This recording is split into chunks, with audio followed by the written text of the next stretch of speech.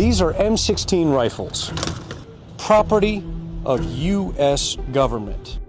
Along the border with Afghanistan, Pakistani Taliban militants are showing up with weapons that were made in the USA. And it's manufactured by FN?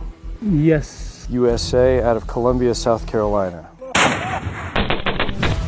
The U.S. equipped the now defeated Afghan army with a huge armory of weapons as it withdrew from Afghanistan. And some of those U.S.-made guns now appear to be arming the newest generation of jihadi militants. We're headed over to this plane over here. It's a Pakistani military Cessna. And that's how we're getting to fly over parts of northwest Pakistan that have historically been very, very dangerous. The Pakistani military is showing off mineral wealth it says is buried deep beneath these mountains. Valuable deposits that could be worth trillions of dollars. The U.S. wants to get in on this game. My favorite field marshal from Pakistan. The question is, how do you mine resources in a mountainous region that's been a battlefield in a decades-long forever war?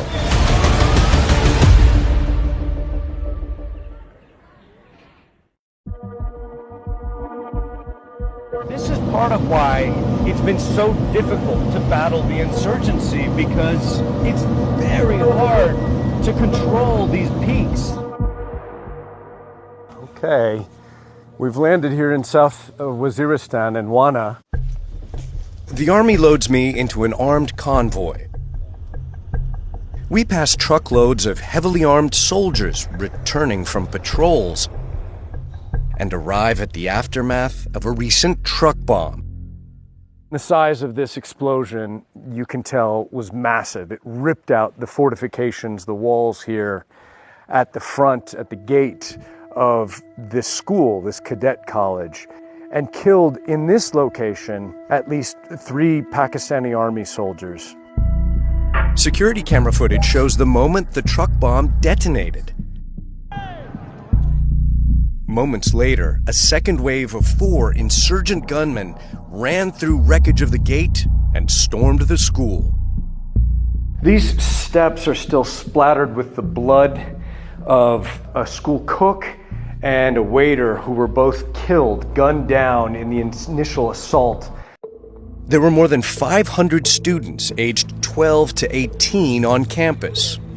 Over the next 24 hours, Pakistani soldiers successfully evacuated all of them.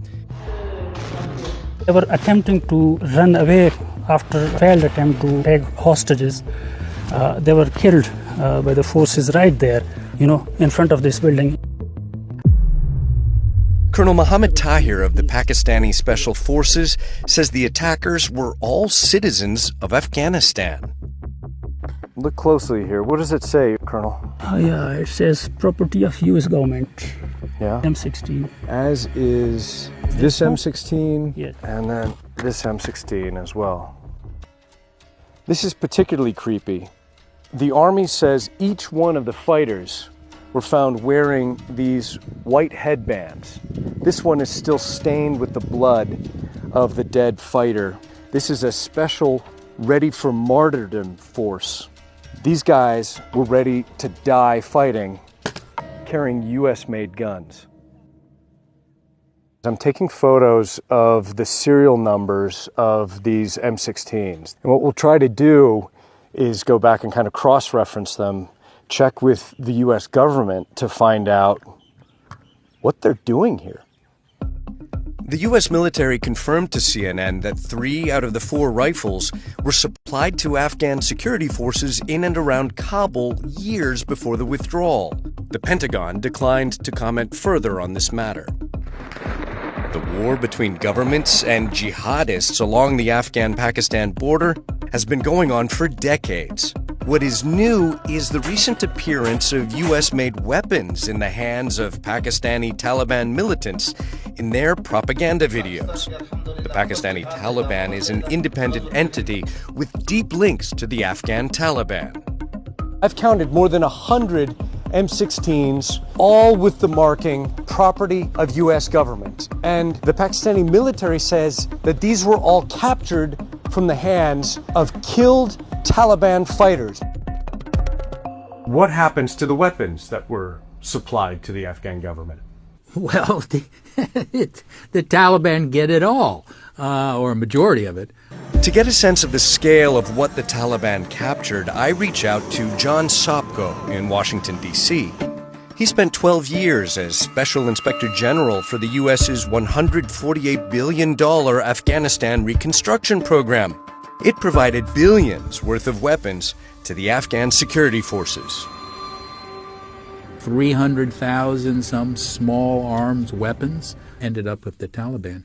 And I could go down the list. I mean, grenade launchers, communication stuff, rocket launchers, mortars, cannons, heavy machine guns, surveillance equipment, nearly all of the night vision equipment that we provided to the Afghans, the Taliban got. Can militants here in Pakistan get access to any of these weapons? I think these weapons, once they get into this market and they get into the hands of the terrorists, it is not only Pakistan, they can pop up anywhere in this world. Because all these terrorist organizations, the non-state actors, they are very well connected with each other. In a video statement released to CNN, a spokesman for the Pakistani Taliban denied accusations that the Afghan government was arming the fighters.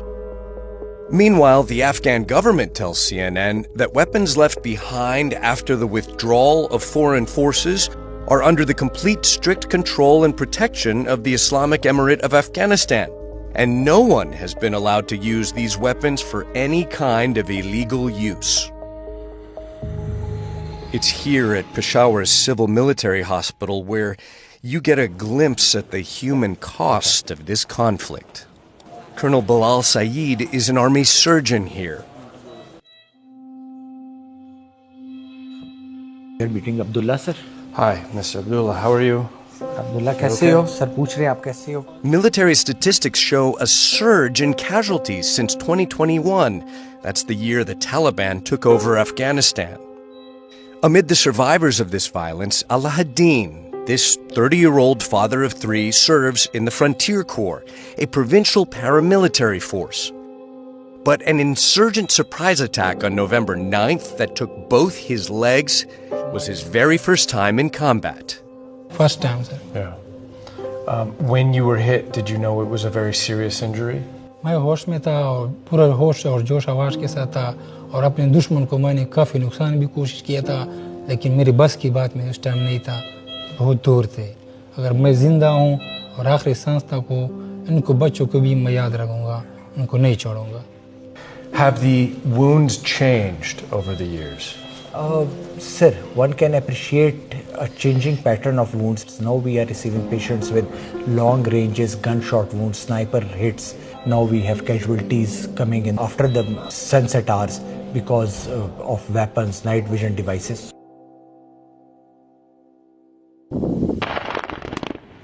There's another factor that could dramatically change this forever war, and that's the growing global race for valuable metals, some of which are believed to be buried under these mountains. In about a year from now, we'll have so much critical mineral and rare earths that you won't know what to do with them.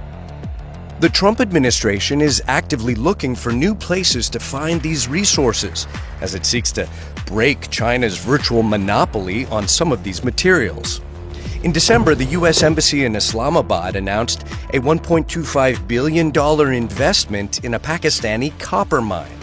We look forward to seeing further agreements between U.S. companies and their Pakistani counterparts in the critical minerals and mining sector. The Pakistani government estimates it's sitting on trillions of dollars worth of critical minerals, including lithium, cobalt, gold, and copper. Elements that are vital for the artificial intelligence boom, energy transmission, and the defense industry.